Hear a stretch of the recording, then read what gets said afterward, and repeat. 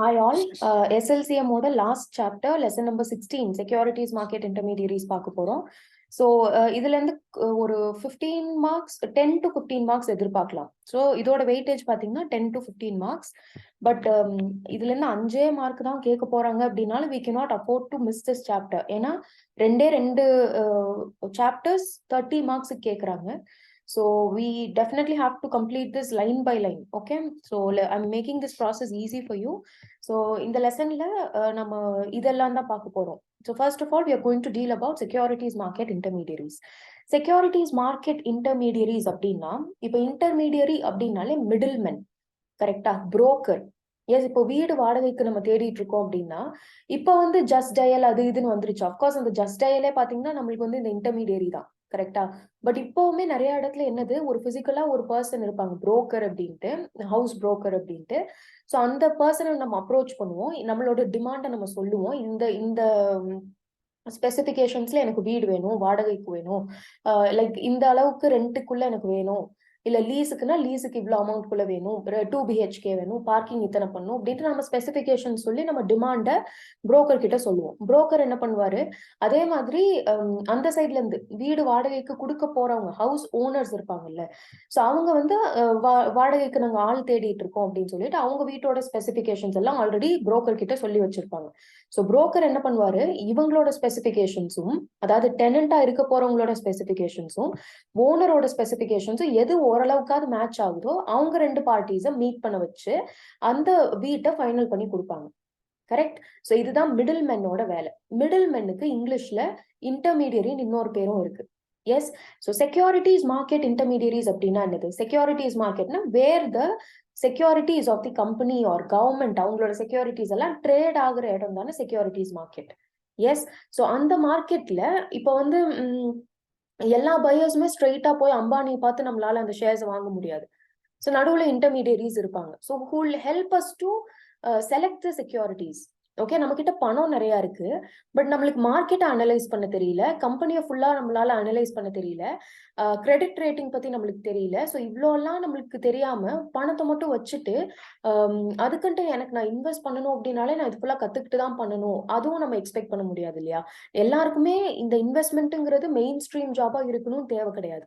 So இதை facilitate பண்றதுக்கு தான் நம்மளுக்கு செக்யூரிட்டிஸ் மார்க்கெட் இன்டர்மீடியரிஸ்னு ஒரு கான்செப்ட் இருக்குது, ரைட்? அவங்க என்ன பண்ணுவாங்கன்னா அவங்க யூஸ்வலி எக்ஸ்பர்ட்ஸா இருப்பாங்க.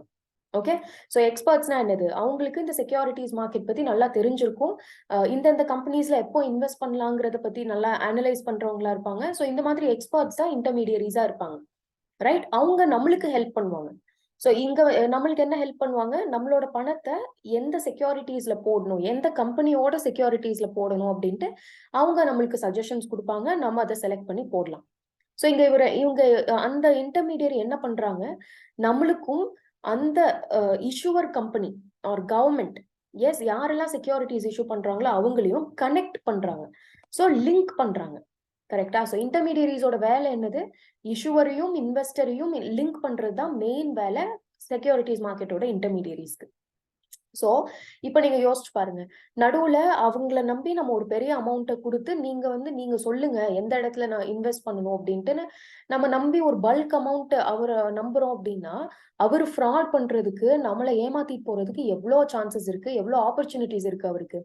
யா, கமிஷனுங்கிற பேர்ல அவர் இஷ்டத்துக்கு போட்டு தீட்டலாம்ல, இவ்வளோ கமிஷன் 10%, 20% எனக்கு கமிஷன் அப்படின்ட்டு. எஸ், ஸோ நடுவுல வந்து ரொம்ப இந்த மாதிரி கொள்ளையடிச்சிட்டு இருந்தாங்க.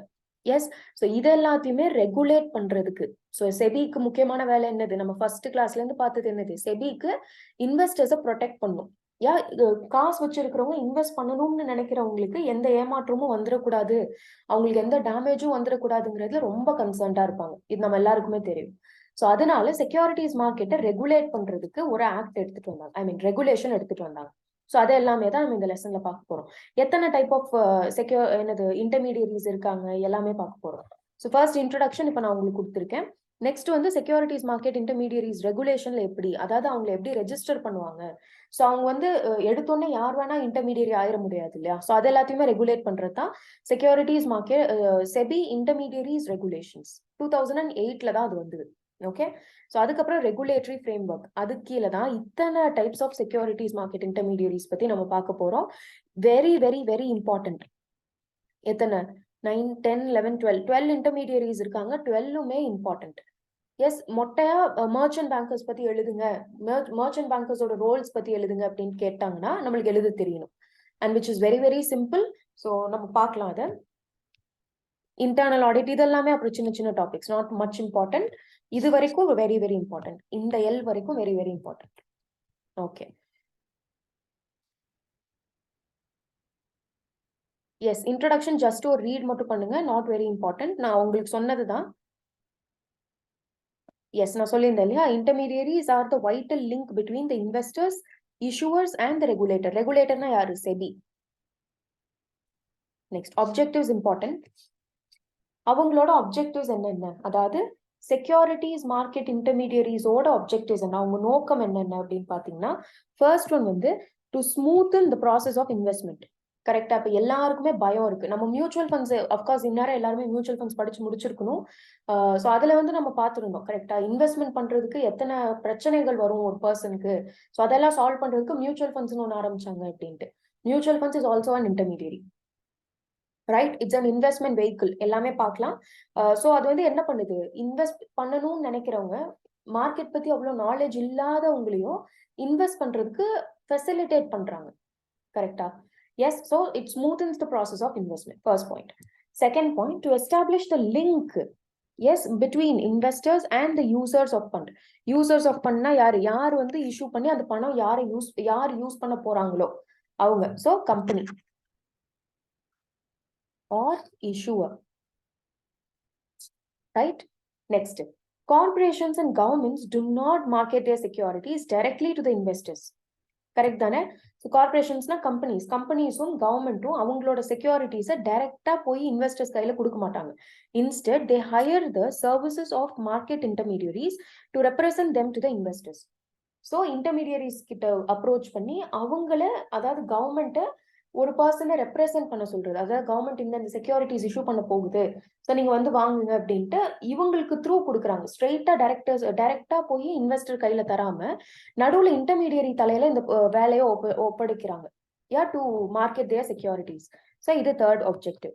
Third, investors particularly small investors find it difficult to make direct investment. கண்டிப்பா எஸ், நம்ம இந்த செக்யூரிட்டிஸ் நம்ம படிச்சு முடிச்சதுக்கு அப்புறமே நம்மளால தைரியமா இன்வெஸ்ட் பண்ண முடியுமா, ஃபுல் ஃபிளெஜ்டா லட்சக்கணக்கில் இன்வெஸ்ட் பண்ண முடியுமா அப்படின்னு கேட்டீங்கன்னா கண்டிப்பா கஷ்டம் தான். கரெக்ட்? ஸோ அந்த இப்போ நாம எல்லாம் ஸ்மால் இன்வெஸ்டர்ஸ். ஸோ ஸ்மால் இன்வெஸ்டர்ஸ்க்கு டெஃபினெட்லி டைரக்ட் இன்வெஸ்ட்மெண்ட்ல நிறைய டிஃபிகல்ட்டிஸ் இருக்கும், பயம் இருக்கும். ஸோ இது எல்லாத்தையுமே யூனோ ஃபெசிலிட்டேட் பண்றதுக்கு, அவங்களுக்கு இந்த வேலையை கொஞ்சம் ஈஸியா பண்ணி தரதுக்கு இன்டர்மீடியரிஸை அப்பாயிண்ட் பண்ணுவாங்க. Right? A small investor desiring to invest may be able to diversify across issuers to reduce risk. He may not be equipped to assess and monitor the credit risks of issuers. Market intermediaries help the investors to select the investment by providing investment consultancy, market analysis, and credit rating. இந்த பாயிண்ட்ல இதை மட்டும் படிச்சா போதும். அதாவது எக்ஸாம்ல இதை மட்டும் எழுதுனீங்கன்னா போதும். இந்த last 2 points, last 2 lines. Right? Next, in order to operate in secondary market, the investor has to transact through share brokers. Registrars and share transfer agents, custodians, and depository participants are the capital market intermediaries that provide important infrastructure services. இதை நீங்க skip பண்ணாலும் பிரச்சனை இல்லை, ஏன்னா இந்த intermediaries எல்லாத்தையும் பத்தியும் நம்ம பார்க்க போறோம் பின்னாடி. Right? So read this for 1 minute. I'll give you 1 minute and இப்போவே இது படிங்க.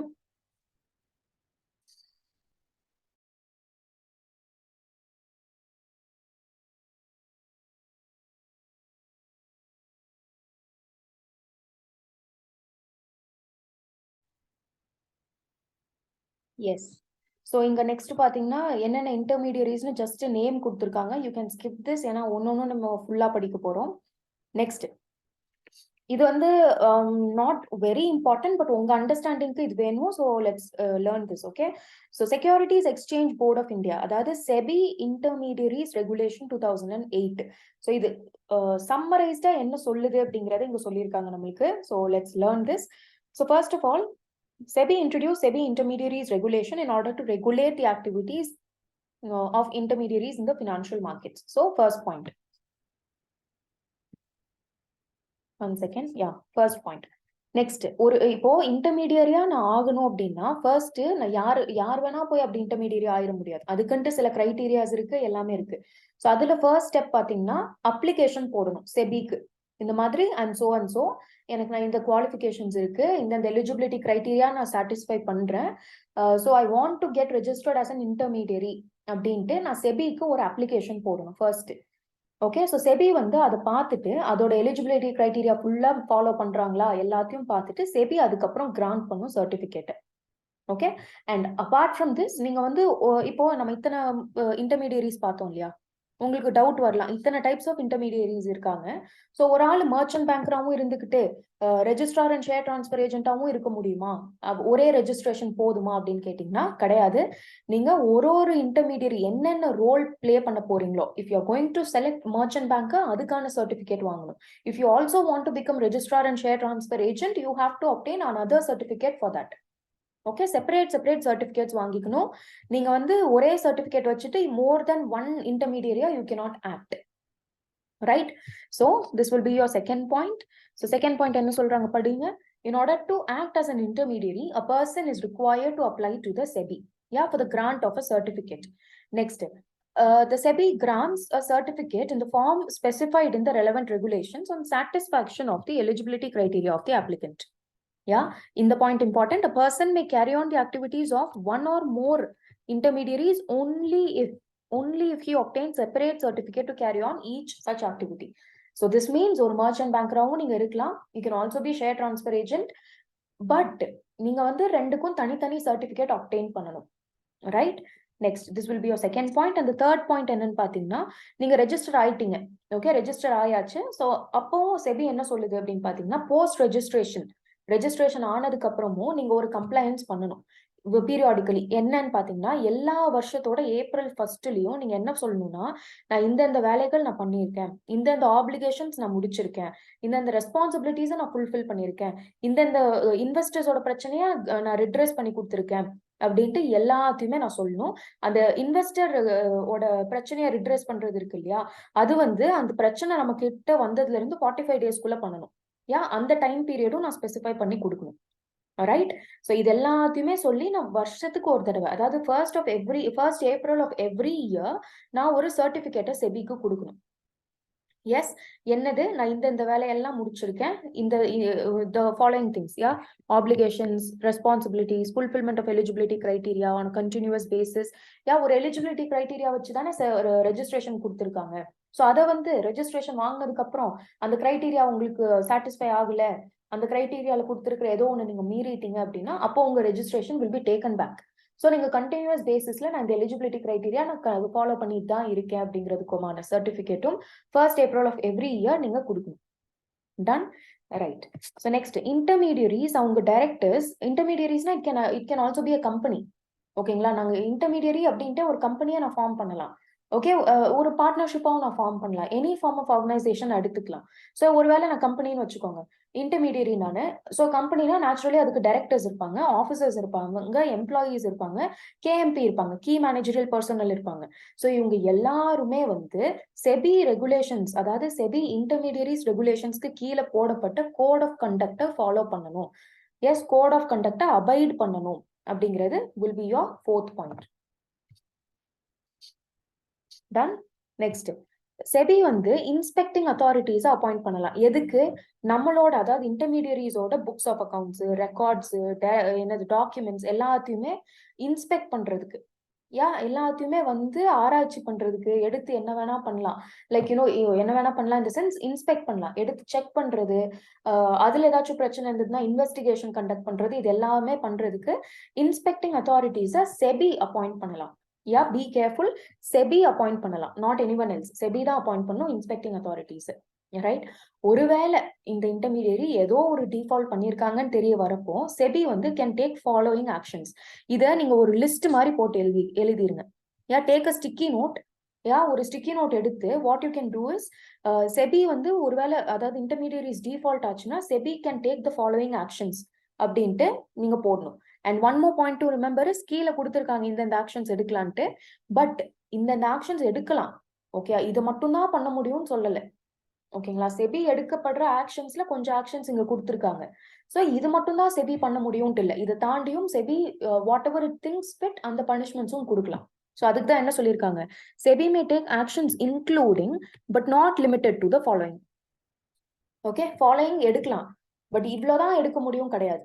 SEBI can go ahead and take another action to punish such intermediary also, right? But அது வந்து principles of natural justice follow பண்ணணும், ஜுடிஷியலா அதை practice பண்ணணும், and everything that common sense தான் நம்மளுக்கு. ஸோ இங்க வந்து என்னென்ன பண்ணலாம்? முதல்ல சஸ்பென்ஷன் பண்ணலாம். என்னத்த? சர்டிபிகேட்டை, அவங்களுக்கு கிராண்ட் பண்ணப்பட்ட ரெஜிஸ்ட்ரேஷன் சர்டிபிகேட் இருக்குல்ல, ஸோ அதை சஸ்பெண்ட் பண்ணலாம் ஸ்பெசிஃபைட் பீரியடுக்கு. இல்லைன்னா அதை கேன்சலே பண்ணிடலாம். இல்லைன்னா இன்டர்மீடியரியை வார்ன் பண்ணலாம். யா ஏதாச்சும் நியூ அசைன்மெண்ட் எடுக்கக்கூடாது, இனி நீங்க வந்து எந்த ஒரு புது வாட் இஸ் இட், ஒரு புது ப்ராஜெக்ட், ஒரு புது அசைன்மெண்ட் நீங்க எடுக்கக்கூடாது அப்படின்னு சொல்லலாம். ஒரு கான்ட்ராக்ட் ஒரு லான்ச் எதுவுமே நீங்க பண்ணக்கூடாதுன்னு சொல்லலாம் ஃபார் ஸ்பெசிஃபைட் பீரியட். இல்லைன்னா டிபார் பண்ணலாம். Okay, debarring a branch or an office from carrying on the activities of specified period. So இது அவ்வளோ ஃபோக்கஸ் பண்ணி படிக்க தேவையில்லை, ஜஸ்ட் சம் 2-3 ஞாபகம் வச்சிங்கனாலே போதும், ரைட்? ஸோ இந்த ரெகுலேஷன்ஸ்ல ஒரு கிரக்ஸ் மாதிரி நம்மளுக்கு என்ன சொல்லியிருக்காங்க? ஃபர்ஸ்ட் ஒன் வந்து செபி எதுக்கு இதை இன்ட்ரடியூஸ் பண்ணுச்சு? இந்த செக்யூரிட்டிஸ் செபி இன்டர்மீடியரிஸ் ரெகுலேஷனை to regulate the activities of intermediaries in the financial market, right? Next, in order to act as an intermediary, first வந்து அப்ளிகேஷன் போடணும். அப்ளிகேஷன் போட்டதுக்கு அப்புறம் செபிக்கு எல்லாமே சாட்டிஸ்ஃபை ஆச்சு அப்படின்னா அது கிராண்ட் பண்ணும் சர்டிபிகேட்டை. Yes, on the satisfaction of the eligibility criteria. And last point என்னது? இந்த செகண்ட் பாயிண்ட்ல more than one intermediary நான் ஆக்ட் பண்ணலாம், but I have to obtain separate certificates for the respective roles that I take up, right? Third என்னது? எல்லா வருஷமும் first April of every year நான் என்ன பண்ணணும்? ஒரு சர்டிபிகேட் நான் கொடுக்கணும். என்னென்னது? நான் ஆப்ளிகேஷன்ஸ், ரெஸ்பான்சிபிலிட்டிஸ் எல்லாத்தையுமே நான் ஃபுல்ஃபில் பண்றேன், எல்லாத்தையுமே நான் கம்ப்ளை பண்ணியிருக்கேன், எல்லா எலிஜிபிலிட்டி கிரைட்டீரியாவும் நான் கண்டினியூஸ் பேசிஸ்ல நான் கம்ப்ளை பண்ணிட்டு இருக்கேன். அண்ட் இன்வெஸ்டர்ஸோட கிரீவன்சஸை நான் 45 days அவங்க கொடுத்துருக்கிற 45 daysக்குள்ள நான் சால்வ் பண்ணி கொடுத்துருக்கேன். எல்லாத்தையுமே நான் வந்து first April of every year நான் ஒரு சர்டிபிகேட்டா ஃபார்ம் பண்ணி சர்வ் பண்ணணும் செபிக்கு, ரைட்? அண்ட் நான் இன்டர்மீடியரி, அதோட டைரக்டர்ஸ், எம்ப்ளாயீஸ், ஆஃபீஸர்ஸ், கேஎம்பிஸ் எல்லாருமே should abide by the code of conduct specified by SEBI intermediaries regulation, right? SEBI அப்புறம் என்ன பண்ணலாம்? இன்ஸ்பெக்டிங் அத்தாரிட்டிஸை அப்பாயிண்ட் பண்ணலாம். Done, right? Next, read this. இது வந்து இன்டர்மீடியரிஸோட டெஃபினேஷன் கொடுத்துருக்காங்க. இதை 1 minute தரேன், ரீட் திஸ் தரலி. உங்களுக்கு எல்லா மாதிரியான டிஃபிகல்ட்டியும் வரும் இதை ரீட் பண்றப்போ, பிகாஸ் அவங்க கொசன் என்னென்னமோ கொடுத்துருக்காங்க. So I'll simplify that. Before that, you need to read this once.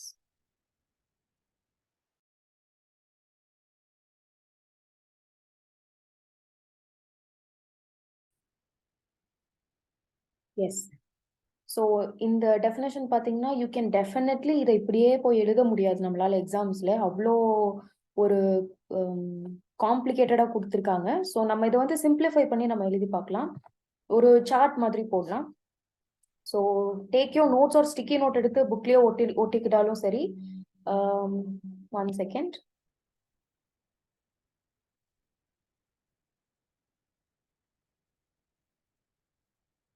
S. So நம்ம இன்டர்மீடியரிஸோட டெஃபினேஷன் நம்ம எப்படி எழுத போறோம் அப்படின்னு பார்த்தீங்கன்னா, intermediary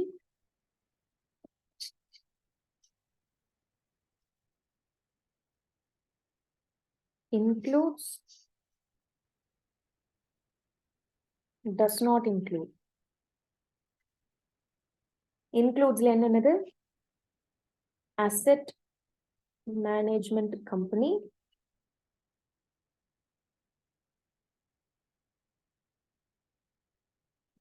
a clearing member. இதெல்லாம் என்னன்னு பார்க்கலாம். இப்போ தெரியலன்னா ஒன்றும் பிரச்சனை இல்லை, நம்ம இன்னும் இது படிக்கவே இல்லை. ஸோ ஜஸ்ட் இப்போதைக்கு இவ்வளோ ஞாபகம் வைங்க. clearing corporation, clearing house. அதாவது அசெட் மேனேஜ்மெண்ட் கம்பெனி, அப்புறம் a clearing member of clearing corporation or clearing house, a trading member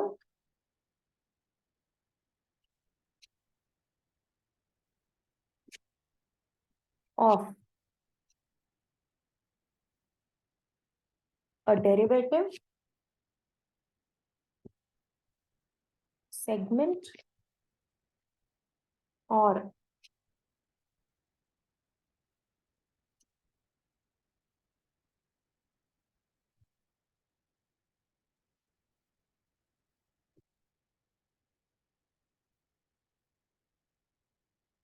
segment of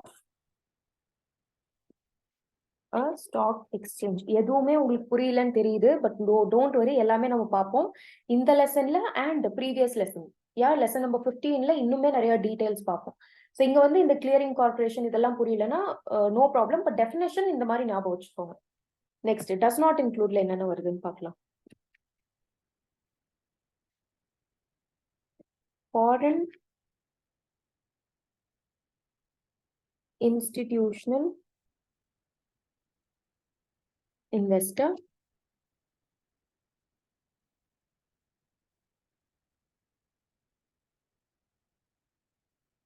foreign venture capital investor,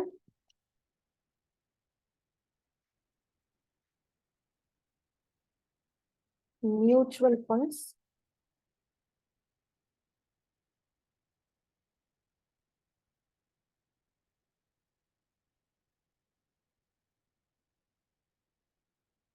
collective investment scheme,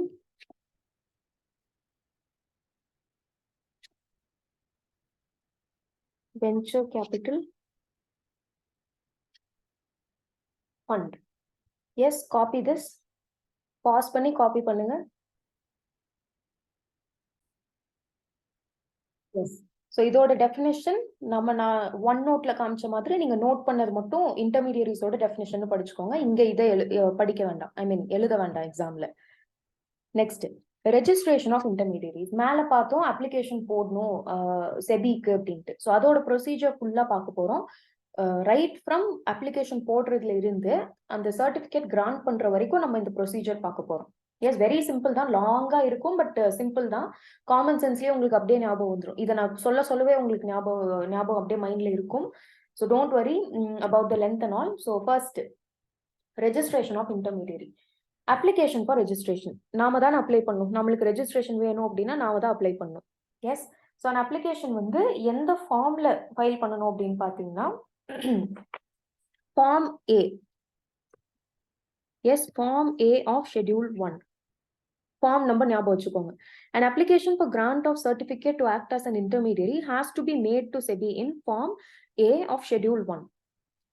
and additional information ஏதாச்சும் கேட்டிருந்தாங்கன்னா அந்த additional இன்ஃபர்மேஷனும் provide பண்ணணும். S, அப்புறம் வேற என்ன provide பண்ணணும்? Application fees as specified on the relevant regulation.